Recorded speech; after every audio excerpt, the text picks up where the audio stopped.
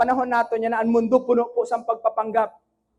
Bisan dili mo ugali, ginapakita mo for the sake na matanggap ka lang sa mga barkada mo. Bisan dili ka mahilig sa makeup, naga-makeup ka na lang para maging fit ka sa imong barkada.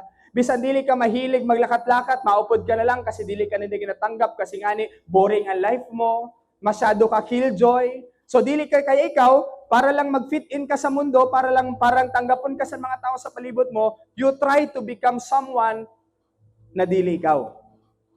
And ano mangyayari pag uli mo sa iyo balay, malungkot ka. Kasi ang pinakita mo sa labas is not the real you. Kasi ang feeling mo every time na ginashow mo who you are, every time na ginapakita mo kung sino ka, ginareject ka sa mga tao sa palibot mo kasi dili nila gusto ang ginapakita mo. Kaya po we are trying to bring you in the church. Kaya we are giving our best effort to invite you in the church. Not for us to have many attendees sa church, but to remind you, kag ipaalala po sa imo, na may gwapon Ginoo na handa ka mahalon bisan sino ka pa. May Ginoo na handa mag-open sa niya arms to embrace you sa mga time na dili ka na gina-embrace sa iba.